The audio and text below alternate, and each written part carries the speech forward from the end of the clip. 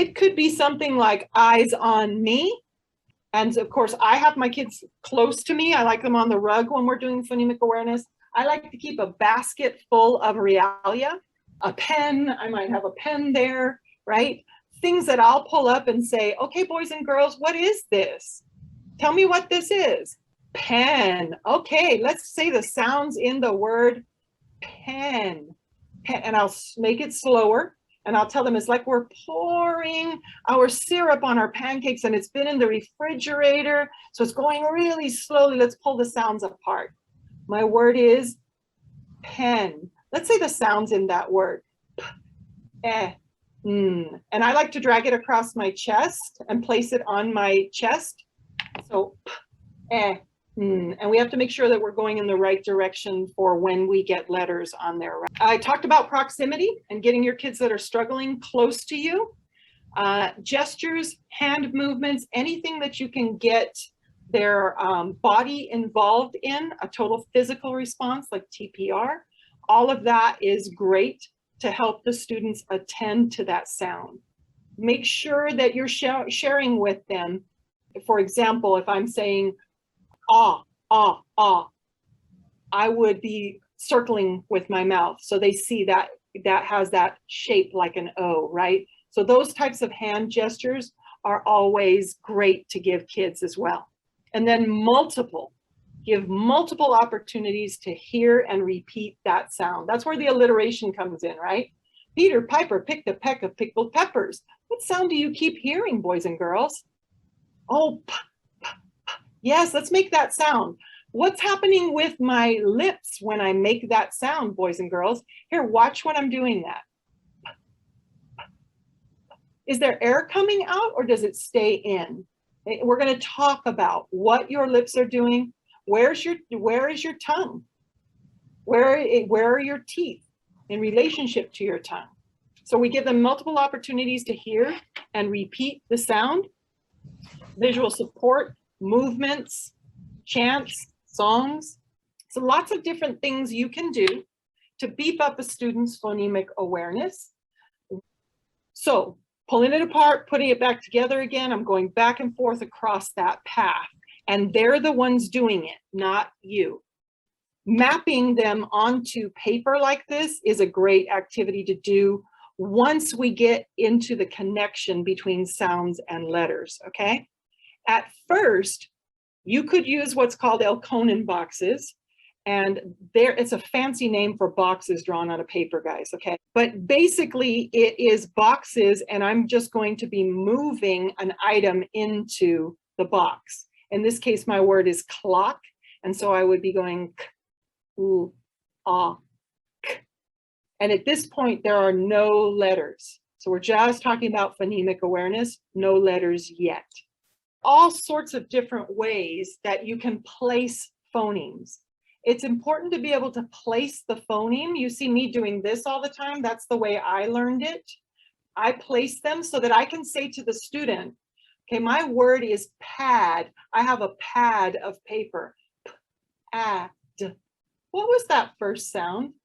If you're placing it, it's easier for the student to go back and say, okay, it's this one, right? That sequence is so important when we get to the orthographic mapping part, mapping the phoneme to the grapheme, the sound to the spelling. So it's very important that you place it and they see the sequence somehow. Okay? The one that is highlighted and it says click here, that actually is a Jamboard. It's linked. Once you click on the image right here in the corner, you'll see a pop-up come up and it'll say Jamboard. And you're going to need to make your own copy so you don't use someone else's. So you make yourself a copy.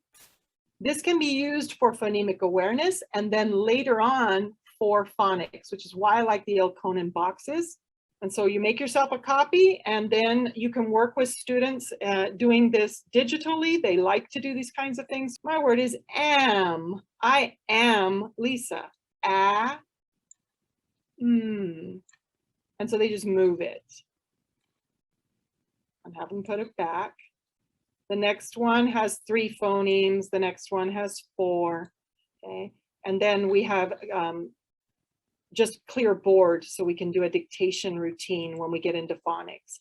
But those are for you right there. You can make your copy. You see different ways of people doing that with the picture, maybe with realia. Have kids do it with beans or with paper clips, okay? But you really want them attending to the sequence of the sound, because that's what they're going to anchor to when we turn that into letters that make those sounds. I love this idea here with the little lights. I had not seen that before. I've seen these lights before, but kids actually turning the light on. The word is rock. And so he's doing ah, and he lights up each time for the sound. These little beads on either rope or a pipe cleaner, and the student moves the bead, okay, as they're saying the sound. It's very important that the hand movement goes with them saying the sound. So they need to actually be engaged in both things. Here you see this teacher is counting the phonemes. Sometimes you'll hear the word is pad. I have a pad of paper, and the teacher will go p, a, d, and you'll see 3 fingers come up. So then when you say how many phonemes is that, or how many sounds, the student then can hang on to that. There's also the tapping, okay? So he's doing the, and I'm gonna do it with this hand, I, b. You see me moving it across my chest. Some people tap out on their arm. I was trained in Project Read, and when we did Project Read, read words, those were spelled on your arm. So I don't tap out sounds on my arm. You see her, she has the word bat, and she'll do B-A-T. And that would be a word she has not learned how to sound out yet and orthographically map. So, but I know a lot of teachers that instead of doing the sounds across their chest, they'll have kids tap it out on their arm. It doesn't really matter as long as they place them and it's something consistent and they're not switching back and forth all the time. You see here where they're having the student put their hand on their throat for voiced and unvoiced phonemes. So for example, put your hand on your throat and say the word thin. Lisa is thin, thin. That TH sound, are you feeling a reverberation on the TH sound? Thin. Just do the sound for the beginning sound of thin. However, when you do the word feather, feather, make that sound, the TH sound that's in feather, and then put your hand on your throat. Can you feel it? Okay, the 2 different sounds for TH then, one voiced, one not voiced. And when you have your hand on your throat, the kids can then feel it. Oh, my vocal cords are doing something now. Yes, that's voiced, okay? Then there's pounding and tapping. If you are trained in Orton Gillingham, then you may be doing the pounding and tapping. I'm gonna move my laptop down just a little bit for you so you can see.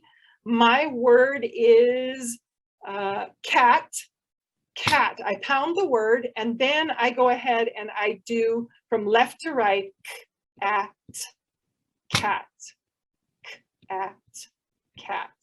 All right? And that's the Orton Gillingham method. If the student is left-handed, they use the right hand for it, tapping it out.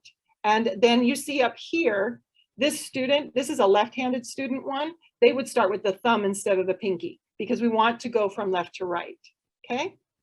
Ended on this idea of segmenting and blending orally, because we can do this with letters, but we're talking about what we can only do with our ear, which is that phonemic awareness part, right? So we're talking about how do we put sounds together to produce a word and then pull the sounds apart sound by sound and get really fluid at that. We talked about making sure that we get their attention, get them down close, eyes on me, let them see your mouth and the position of your mouth when you're making that sound, and then give them multiple opportunities to hear and see and repeat the sound with visuals, movements, etc.